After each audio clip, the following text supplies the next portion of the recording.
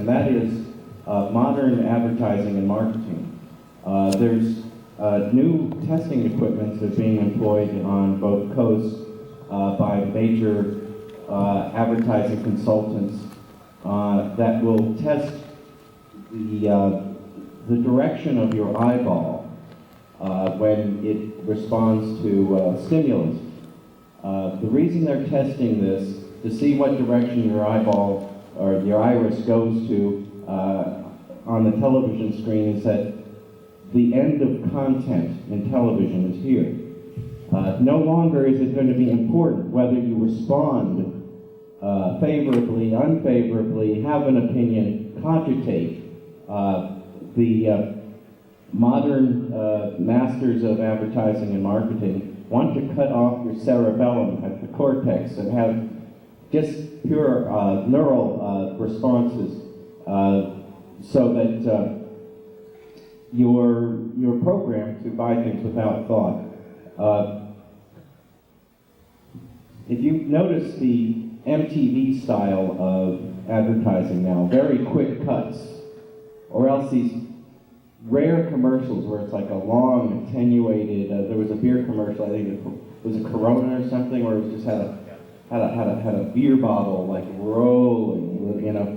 And so there are new methods of getting your attention, and it has little to do with content. It's that you look at it to begin with. They want you just to look at it, to be prodded, poked, and then you will remember, and then you will buy, and that's the way it goes. That's already happening, really. That is happening, yes. Look at how many ads for products like jeans and perfume and all that kind of crap are totally content-free. They don't tell you anything about the product. All they do is present a series of images, which they hope, or beer especially, they hope people associate with the product. And it's really, what it really is propaganda, which to me is the most insidious and all-pervasive form of mind control. Beyond, I'm sure we're going to hear a lot about MK Ultra, LSD experiments, and Kerry certainly has a lot to say about more sophisticated forms of mind control, but to me the most pervasive form of mind control that we're subjected to on a 24-hour basis in this society is propaganda. And for propaganda to really work, propaganda that is, in our society, it's not for communism or capitalism or democracy or whatever, it's for participation in the consumer society. And it has to be total, it has to be all-consuming, and for it to really work, and it is. I mean, we're subjected to these images constantly from the moment we wake up and look around our homes to see what we decorate our homes with, and where does that stuff come from? When we turn on the TV to read a newspaper, to read a book, everything. We're constantly subjected to it.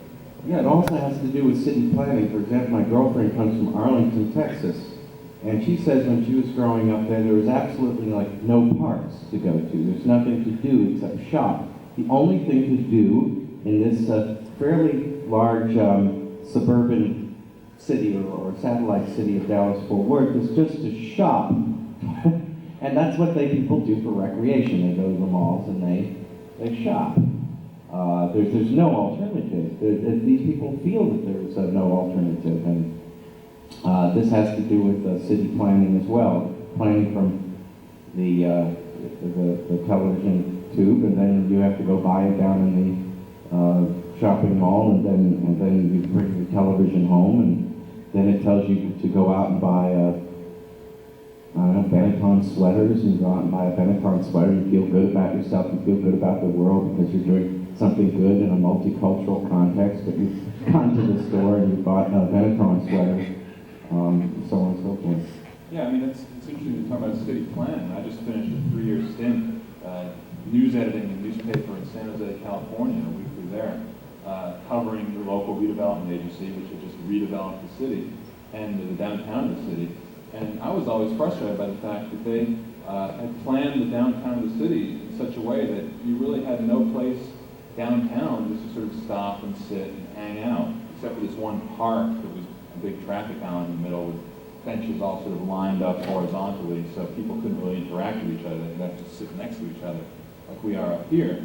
And essentially, it provided no way for people to interact with other human beings, which is really the only way to break the system of control over our thoughts that comes from whoever's doing the propaganda planning, the advertising. They're able to employ the top flight Madison Avenue guys and who can do the cutting on their advertisements virtually by the microsecond.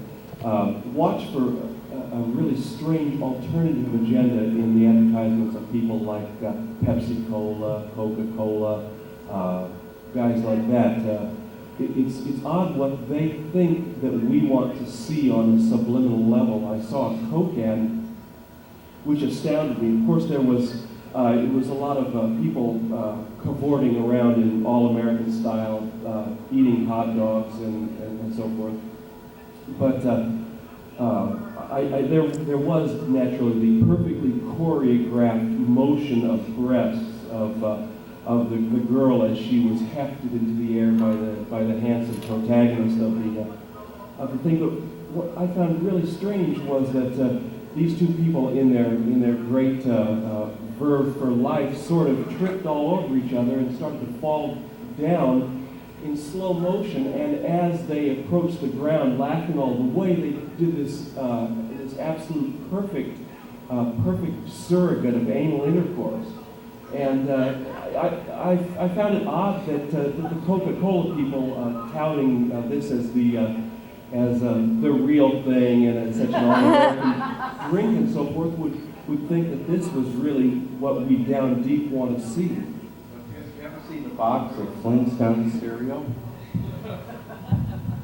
There is an article in Apocalypse Culture called Cereal Box Conspiracy. It's developing mind. And if you examine the boxes of cereal boxes for children, there is a very fecal element to it. There's the chocolate little nuggets that come blasting out of this hole for some reason in the hole at the side of the bowl. And Fred and Barney are there, as the overseers of this fecal explosion. I've forgotten about this one, but I had my alleged mind blown the other day by my daughter, who was 5. She had a package of chewing gum, Big League Chew by name. Later on, I examined this on where it was sold, and I found that there were several different formats that Big League Chew was done in, but they all shared one thing. It was noticed by my daughter. She came up to me and she said, "Daddy, look at this. This guy's face is a peepee."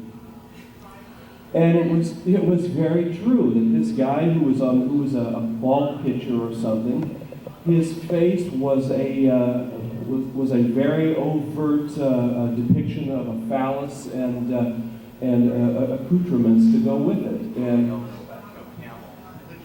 yeah, there you go. And this Big League Chew is like for kids. And I checked out 3 different formats on the Big League Chew, and each of these guys had a head that very overtly depicted down to the lurid details a prick. So is it like an anal sadistic or oral sadistic component to like bite this dickhead off? That's the idea, right?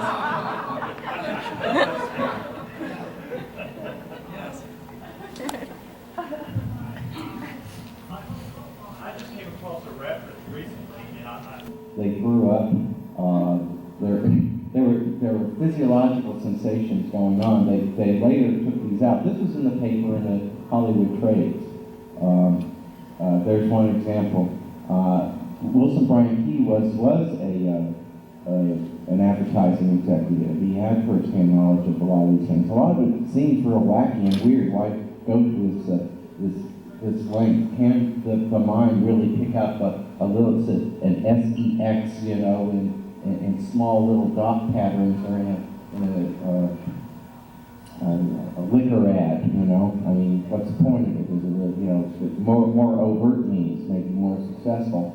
But one thing is true is that advertising agencies, and this is a big business, and millions of dollars is done programs that thought, rethought, done again and over and over and over, and looked at thousands of times, literally, for any campaign. And I'm sure these things, were inserted at some point at least to see if it would work, and that may well have happened. Appointment in Dallas by Hugh McDonald, Betrayal by Robert Murrow. You might look again. There might be Madison Avenue people who are confessing to this type of stuff, because the thing is, when these confessions come out, they just are ignored. Officially, they don't exist. Lee Harvey Oswald killed the president. Although this is a bit off the track, I don't want to forget to get this among yourselves and your family. And that is, I don't know about you folks, but my experience in public school was ghastly. You know, I felt like a cogwheel with a lot of bent parts when I got out of that affair. And so when it came time to put my 2 kids in public school, I had to go through a lot of rigmarole to do it, but I didn't. And I'm homeschooling my kids now, and I just wanted to remind you guys that you have the option of teaching your kids yourself.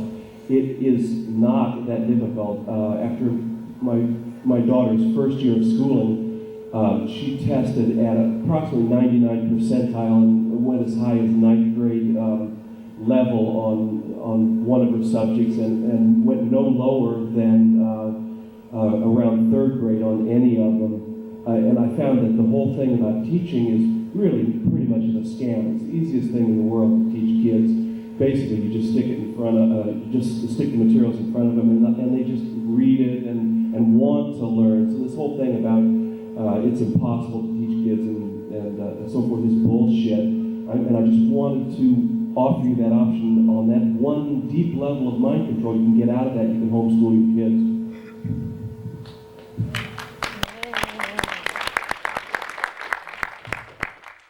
Then they can't go to school and get beat up by Billy and Johnny and all that. How can you? Yes. Of our times. There's a bunch of magazines. A lot of them come from a left-wing perspective. There's some that come from a right-wing perspective. But they're all worth taking a look at. There's a lot of alternative newspapers. I don't know if Creative Oakland has one.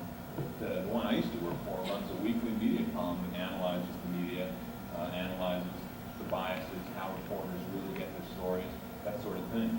So, you know, the more you read that sort of thing, the more you become informed about that. A book called Unreliable Sources, it's another one I recommend by Mark Song.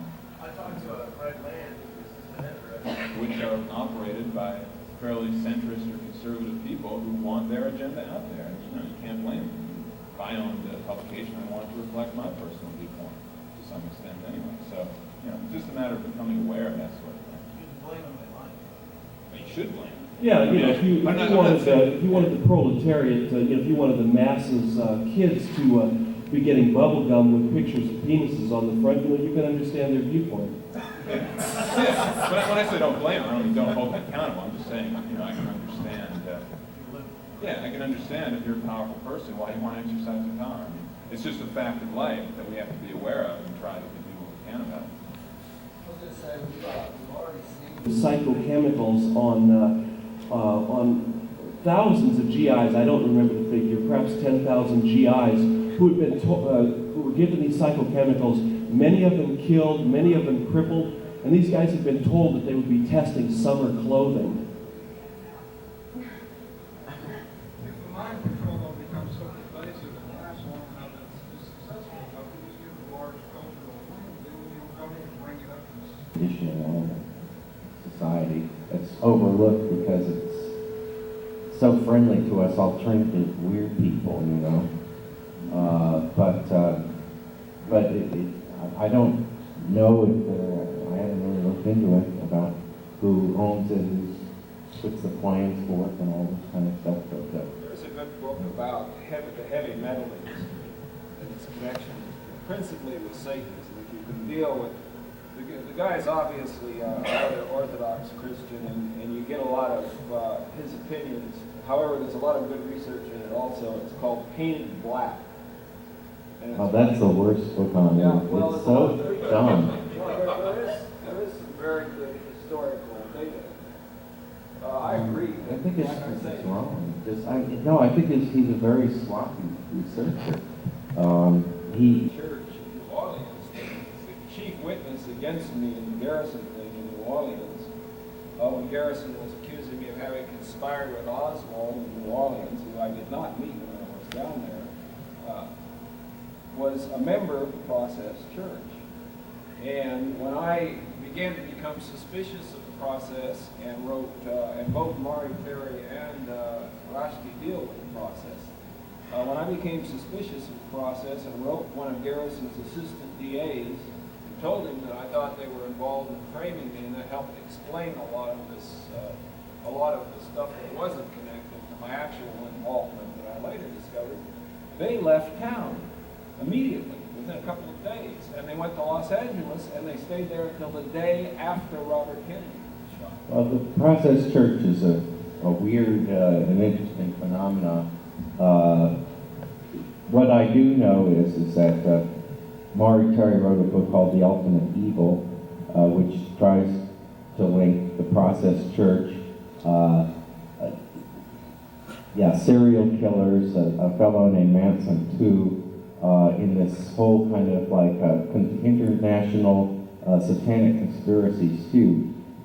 There's one thing about that that I found a little strange, which is he says that Robert de Grimston is According to Mae Russell, and I don't necessarily endorse or contradict this view, but when she went off the air, what she was, the subject of the series of programs she was doing was the thesis that satanic cults are now being used by the national security establishment as a means of mind control, as a means of creating assassins, that sort of thing. So you can take that as you may, but Mae Russell, when she was talking about this, got a death threat, which she considered to be very serious, and that caused her to relinquish her radio program and go off the air after almost 2 decades on the air, and receiving many death threats. This one she thought was very serious, and this is a legend that's grown up around her anyway, that this threat was somehow connected to her exposés on the use of satanic cults as mind control.